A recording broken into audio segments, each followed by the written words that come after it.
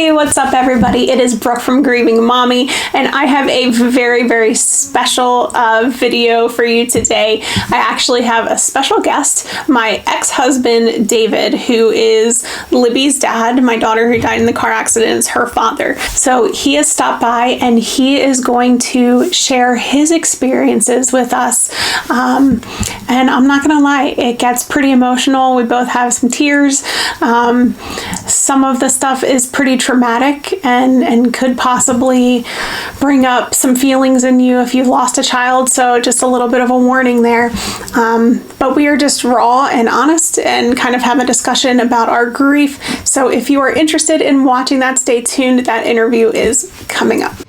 Hey there, if we haven't met, my name is Brooke from Grieving Mommy, and on my channel I share my journey through loss and grief after losing my 10-year-old daughter Libby in a car accident.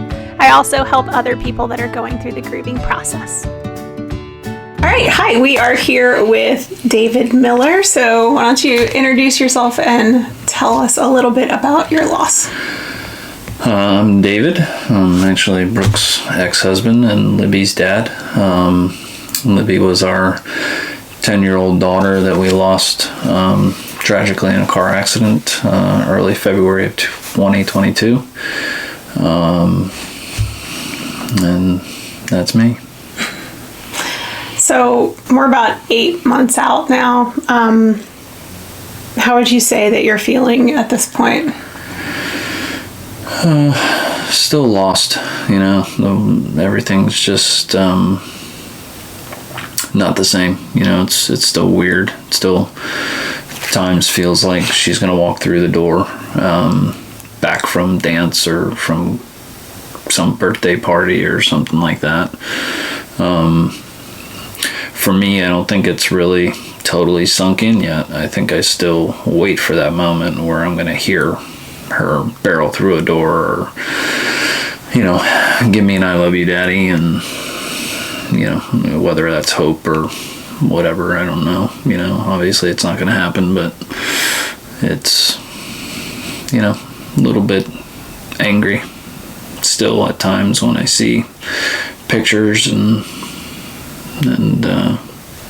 so yeah, still going through all the stages of grief, you know, every day, circle back, try it again, that kind of stuff. Yeah, I talk a lot, if you've watched any of my other videos, about how, you know, it's not necessarily like linear stages, that it just kind of can be completely wonky and screwy, and you never know what you're gonna get on a particular day. No. So yeah, I think we're both kind of in that spot. Would you say, just thinking back over the past 8 months, what would you say your biggest struggles would be? Guilt and anger at times. The guilt for me is the what ifs. What if, you know, Libby and Max were not heading over to my place to come visit? They wouldn't have been in the car. They wouldn't have been in the accident. She wouldn't be gone. And that's my fault. And then the guilt of also not being there to protect her. You know, that one's a big one for me. Like, that's my job as a dad, is to protect my family, and I didn't do it. And I struggle with that. Yeah, I don't know. I mean, I don't know if you feel comfortable about talking about it, but I don't know if I've shared with my viewers your perspective. They've heard my perspective of the accident and what it was like, and like the phone calls, but not necessarily your end. I don't know. It was very different for you, and I'm sure really hard to talk about, so it's totally your choice. Yeah, no, for me it was, you know, a lot of that guilt stems from, again, the kids were coming over to visit me. Grayson wasn't with them, but it was Max and Libby. But so Grayson's our 17-year-old, and then he actually worked an extra shift at work, which is why he wasn't in the car. And Max is our 19-year-old who was driving Libby in the car. Right. And Max had called me on the phone on his way over. He had just picked up Libby a little while ago, and they were almost halfway there, and Max called me because he had concerns. His car, some lights were flashing on the car, and he wasn't sure what they were. He wasn't sure if he should pull over. And he told me, like, it's been kind of going on and off, you know, throughout the week. He's had a couple times where it popped up, and I said, it's probably just a loose connection or an electrical problem or something like that, but it shouldn't affect the car. But if you're uncomfortable with it, pull over. You know, that we knew there was a little market not far, with a big parking lot he could have pulled into. And he told me where he was at, so I said, just pull in there and we'll take care of it. And we were hanging up the phone to say goodbye, and the next thing I heard was Libby scream. And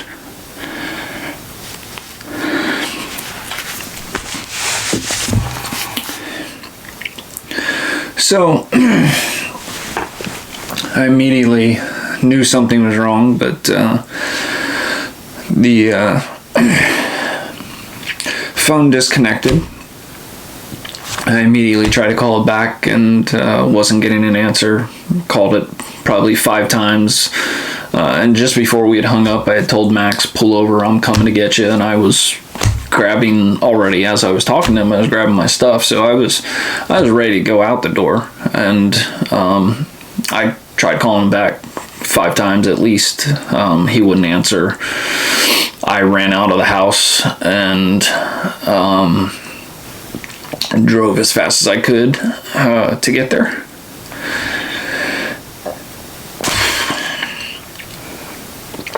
And I got about probably a mile, 2 miles away. You know, I'm still trying to call him the whole way I'm going there. I'm screaming at the top of my lungs. You know, just no. It was the same thing I kept saying over and over and over again after you called me. Yeah, so I got about a mile and a half, 2 miles away. I had my windows down and I heard the sirens, and I knew they had been in an accident, and for whatever reason, mentally I went to, it's bad, and it was. Luckily I got there right before the police shut down the road that it happened on, so I was able to get up and get right to the accident. I pulled up, saw the car. They already had some stuff draped over it, so that I couldn't see inside the car. And I was so focused on that at the time, I didn't even realize that they actually had Max. They were getting Max onto a stretcher. They had just gotten him onto a stretcher and were starting to take him to the ambulance. I tried to go to the car. About 4 or 5 firemen and police grabbed me and held me back and told me no. And prior to me jumping out of the car, as I was pulling up that road, I called Brooke, and I couldn't get it out. I was just caught in my throat, and I felt so bad afterwards because I know I screamed it at you that the kids are dead. You told me the kids are dead. So that was the phone call I got, was David crying and screaming, saying the kids were in an accident. I think they're dead. Those were your exact words. And I just, you know, when I got there, like I said, I tried to go to it. A bunch of people stopped me, and then, you know, I saw them taking Max on the stretcher, getting ready to load him in the ambulance. So I ran over to him. They let me at least go over and see him, and, you know, he was confused and having memory issues already. Didn't even remember what happened and didn't know what was going on. And so I went over the ambulance with him as they loaded him up and just tried to reassure him that it was all okay and he'll be okay. And, you know, he asked me about Libby, and I didn't answer him.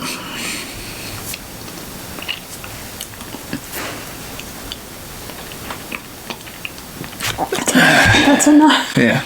Honestly, thank you for sharing. I mean, I know that it's important to tell the story. Like, it kind of releases something in you, but but it's hard every single freaking time. Yeah. It's hard for me to listen. So. The only other piece was, that terrible moment where you're after they loaded Max up, and I think before you got there, I just walked over again, and I tried to go again. I tried to get to Libby, and they wouldn't let me, and then I just yelled as loud as I could. I was just mad. Thank you for sharing. So I know it's insanely hard. Yep. I just did a podcast interview where I shared my side of the story, and it doesn't really get easier when you tell it. It doesn't, and I feel bad the way I told you. I couldn't get it out. It was the only way I could get it out. What else are you going to do in that second? I haven't even thought about that. Yeah. I mean, it was god awful to hear, but what else were you? As soon as I heard your voice, I knew. Yeah, something. Yeah. Okay, let's move past what actually happened. So as far as, obviously what we went through was insanely traumatic. Have you found anything that has helped you with your grief, or what would you say to other people have been the biggest things that have helped you along? For me, the biggest thing has been, being around the boys, being able to talk to you. Fortunately, we have a very good relationship, a little stronger now just because we're leaning on each other, for support. So I tell people, we're the only people that understand what we're going through. Other people have lost children, but we lost our daughter. We lost the same child. So it's kind of that, even though we're divorced, it's like she was still our daughter, and it's made that connection stronger because we are the only ones who know. Everyone knows she's amazing, but we're the only ones that really understand how big our loss was. We're the only ones that heard "I love you, mommy" and "I love you, daddy" all the time, and long for those words, to hear those words again. But that's been the biggest thing for me. Is, again, I think it always goes back to the guilt and the protection, wanting to protect my family. And I feel like if the more time I spend, then I at least can, if something would happen, I can at least be there, where I wasn't for Libby. So that's probably one of the biggest things for me. But as far as that's helped me in dealing with it. And I know I'm just kind of going off the cuff here, but you have that guilt, but we've talked over and over about how the guilt and the what ifs and the what could I have done and what would be different, it's not useful, but it's so hard to not do that. Yeah, logically I know that, Max picks her up 1 minute later. The whole thing's, it's a completely different story. There is no story. There's 1,000 different things. And I can logically say that I know that's the case, but it doesn't change the guilt, or when I go through that wave of guilt, I should say, because again, there's times I am very logical about it and I can say there's not a damn thing I could have done. Yeah. But then when the guilt is there, then it's logic goes out the door and you're just feeling like shit. Yeah. So just to kind of recap and bring that back around, so family kind of is the biggest help for you, right? Yeah. Family and hearing the stories from people.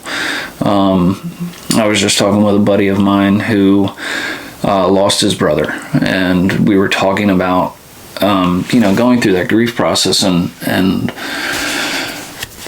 so many people struggle with that. What do I say to that person? How do I approach them? Should I even ask how they're doing? Because what if it sets them off? And the reality is it's the exact opposite. We want to hear about the people we lost. We want to hear the stories 2 weeks ago, my aunt and I were talking about Libby and our love of music, and that led to her telling me a story that I had never heard.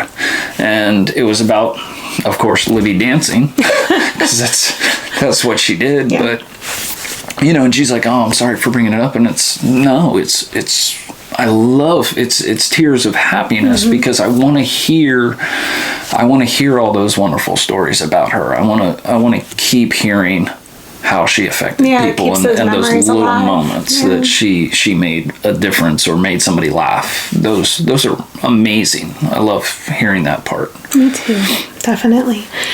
Is there anything that's surprised you during your grieving process? I don't know that anything has surprised me. I am frustrated at times, and I am surprised maybe in a way that, you know, how the mind, how it works and how it protects us. It's an amazingly powerful thing, and it knows that we need that protection. And unfortunately, it's, you know, sometimes good, sometimes bad. I think right now it does force me to not look at pictures when I know I'm going to potentially struggle. So it surprises me how much, I guess, the body just kind of takes over and says, you don't need this right now. And knows what you need. Yeah. I think it really does, and I think it helps to listen to that intuition. Yeah, I think it is good to listen to it, and it's going to come. I know it's gonna hit me at some point, but at this point, you know, it's doing what I need to do, and I'm able then to focus and do the things that I need to do. So it's good. It's just also sometimes I feel guilty that I can't go through that process yet either. Yeah. So you think you're kind of delaying it a little bit, like blocking stuff out? I've talked about how I like work and kind of distract myself, and that's one of my bigger problems. I think you kind of tend to do the same thing. Yeah, I think I tend to focus on the boys and you, and making sure we're all good, and that's kind of my job, so to speak, at this point, is to just kind of keep us all going and keep us trying to get through the struggles as we go. I certainly have my moments, but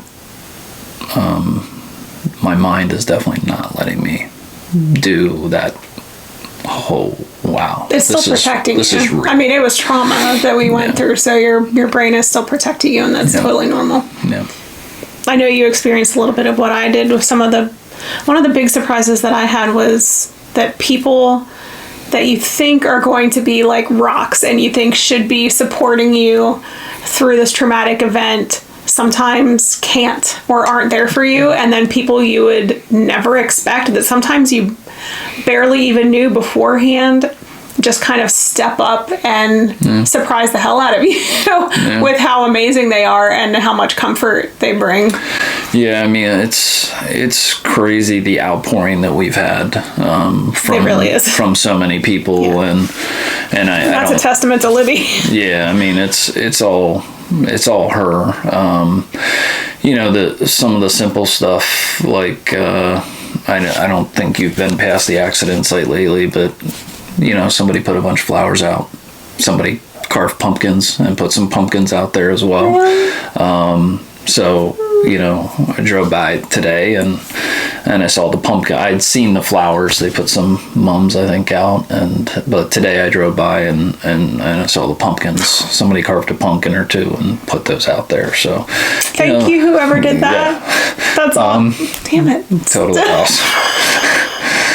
But yeah, I think that's amazing. Yeah, and that's, you know,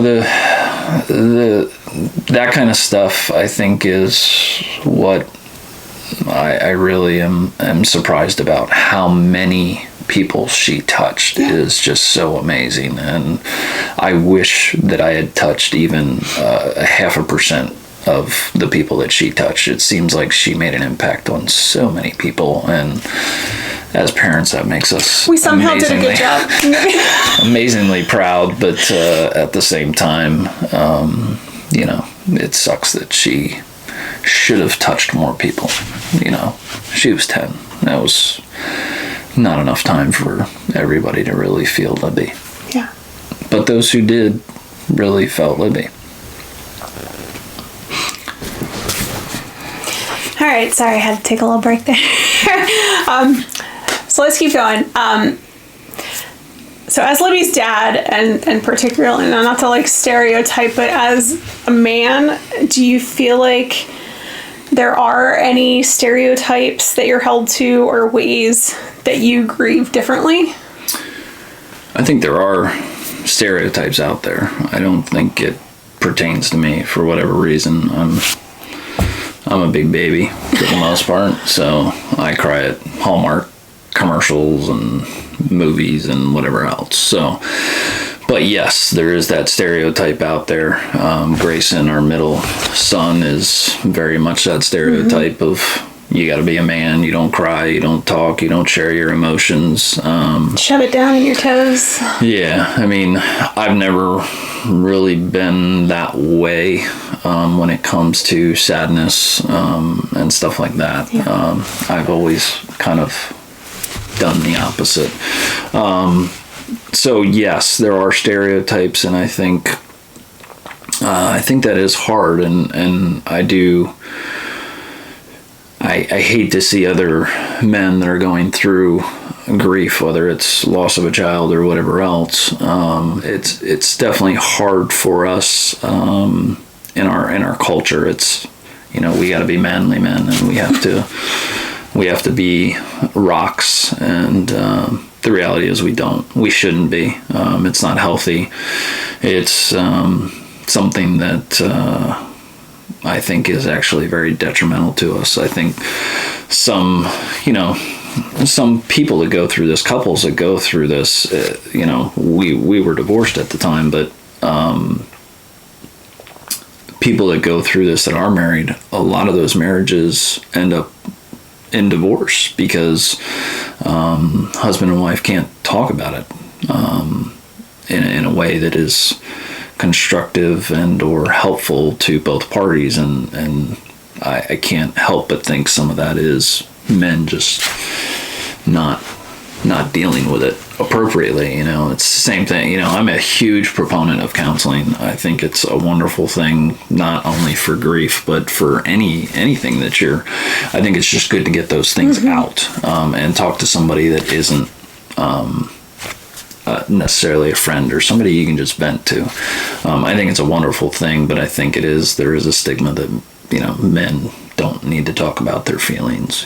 Just that's dumb. Don't. I know. I agree. It's dumb. Men, listen. It's dumb. And I love having men in our child loss support group. Absolutely.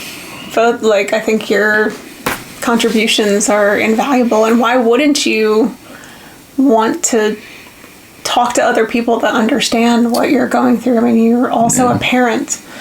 Yeah, it's just unfortunately it is the whether it's the stigma, the stereotype, whatever it is. Men aren't supposed to share their feelings, and as we said, it's dumb. Yeah, share your feelings. Talk. It's very helpful. I cry all the time. I'm not ashamed of it at all. It's a horrible thing to go through, and it's okay for other people to see you cry, whether it's the boys, whether it's you, whether it's my friends that I choke up with. I'm not walking around stores and crying.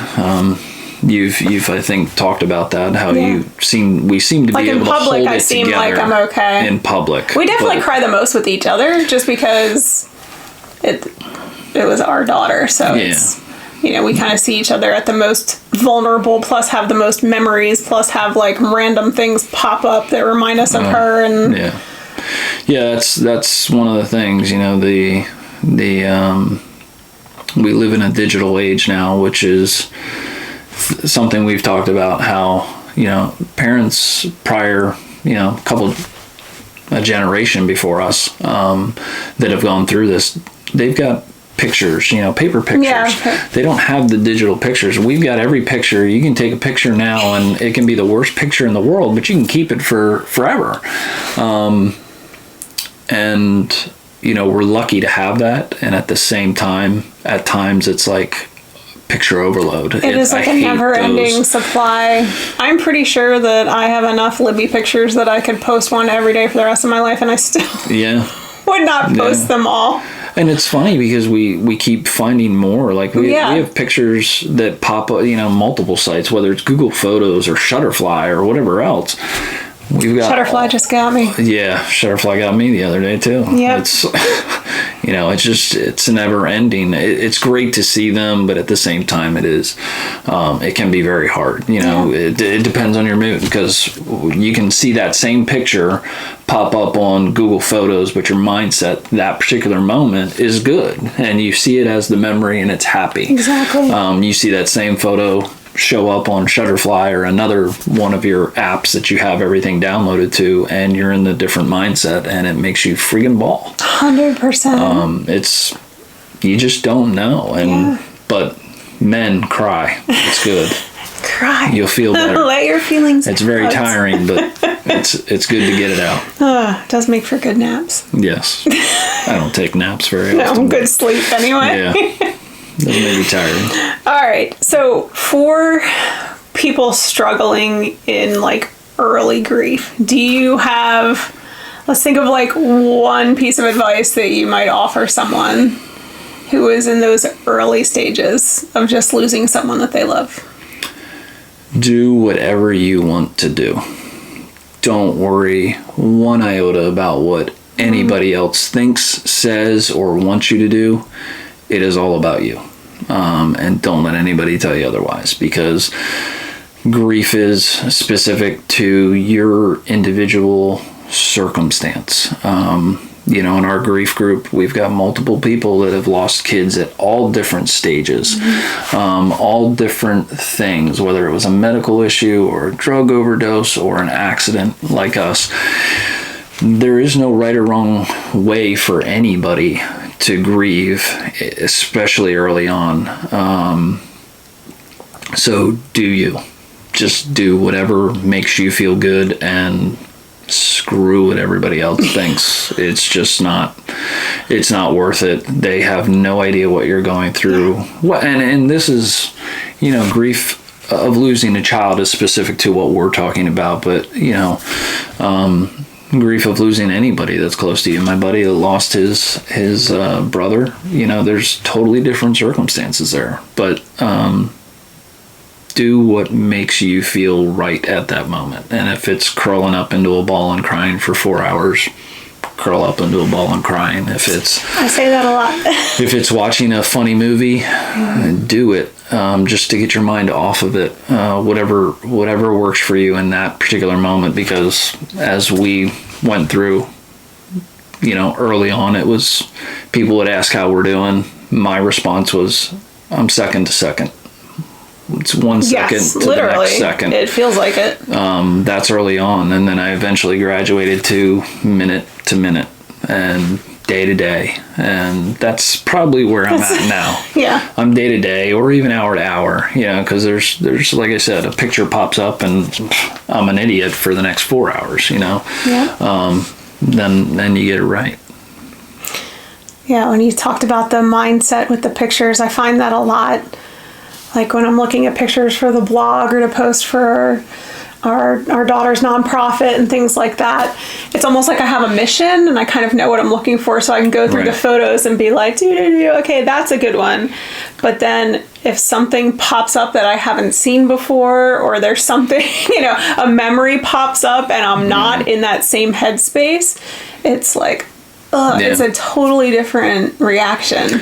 Yeah, and like when you're talking about the memories, they typically are putting up memories like, hey, this happened a year ago or 3 years ago. Yeah. And so right now it's hitting a lot of holiday pictures. Yeah. And it's like, we're doing Libby's Halloween costumes, we're posting those, this week. We're doing the 10 days of Halloween and posting all of the Halloween costumes that Libby had.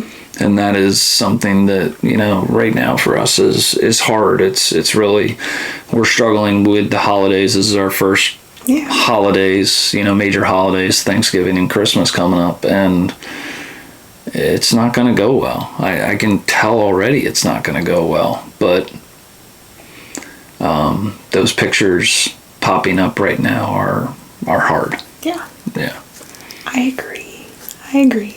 So for family and friends, like if we have people watching that maybe haven't lost someone themselves, but they're supporting someone who's grieving, and they want to be supportive friends and family, what do you think people could do to help someone who's going through deep grief like we are?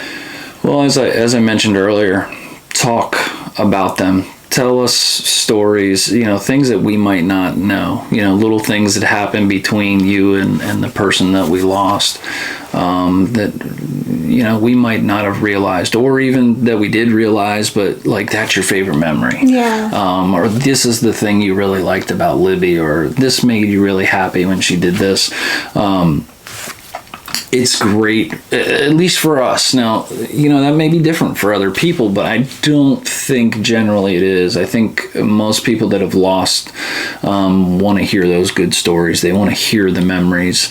And it may take some time for people to get to that point too, which is fine. Mm-hmm. But that's kind of where you want to get, I think, is the whole goal is to get to the point where you have more... the memories bring you more love than pain. Right. And I think that's something that, people do struggle with. Like, should I say anything? Shouldn't I say anything? Am I allowed to talk about them? I'm not.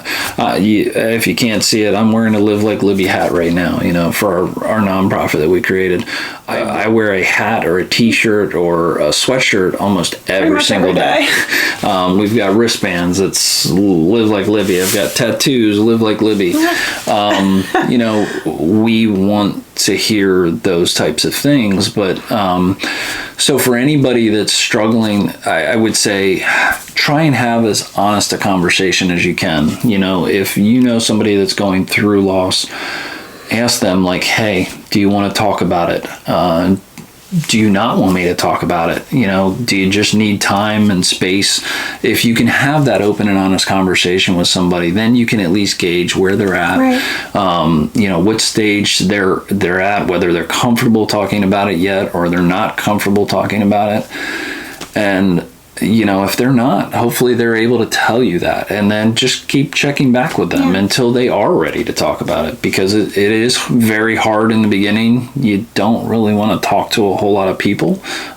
Everybody in the beginning does want to, hey, I'm sorry. But you might not be ready to have that conversation. Yeah, it can be pretty overwhelming. Yeah. But if you're wondering, should you say something? Say something. That's what I tell people. It's like, it's not like it's ever not in our heads. Right.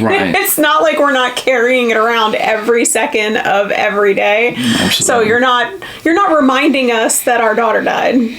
It's there. So, at least for me, it's like, feel free to bring it up. If I don't want to talk about it, I'll try to politely tell you. But usually I love hearing things that people say. So I do too. I want to talk about her as much as I possibly can, and maybe sometimes I talk about her too much, and maybe that's maybe people don't always want to talk about her, but I guess for me personally, don't ever feel like you can't talk to me about my daughter, because she was sunshine and rainbows and everything that was good in the world was Libby. So I love hearing about her. Me too. Yeah. Thank you very much. Yeah. Is there anything else you wanted to add that I didn't ask you about? No, just like I said, grief is your own journey. There's no right, wrong way to do it. For the men out there, I know it's hard sometimes, but talk. Hopefully you have somebody that you can talk to, and it is much better to get it out than keep it in. So just try and go outside of your comfort zone if you're one of those people that keeps it bottled up. Try to get out of your comfort zone, because you are going to feel better about it. You're going to get through the process, I think, a little bit faster as well. Well, yeah, literally all the studying that I've done, everything that I've, read, it's all, the more you process, the better. Like, Yeah. you're not really going to start healing until you start actually facing and processing. Right. Yeah. So. And it's like anything. If you don't get those things out, the things that are bothering you or whatever, whether it's, just in your marriage or in the process of grief, I think it's just going to eat away at you from the inside. So talk, men. We need to talk. I'm here. Reach out. Be happy to talk and just listen. All right. Yeah, if you want to join, if you've lost a child and you'd like to join the virtual child loss support group, David is in that as well. So there are other men in the group, and I will leave information for that in the show notes. But thanks again. Yep.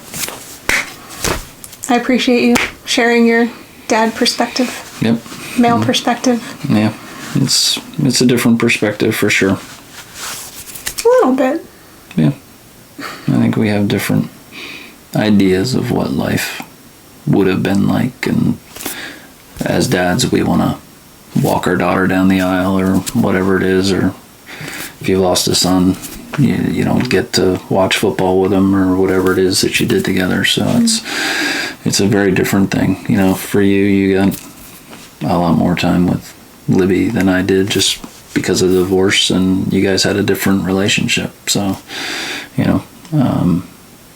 it's, again, even though it's the same child for us, different experiences. It was a very different experience for both of us, and I know you have a lot more that you've lost on a day-to-day basis than I did. Yeah, it's true. No, thanks. All right. Thanks again. Yep. I'll see you guys later. Thanks for tuning in.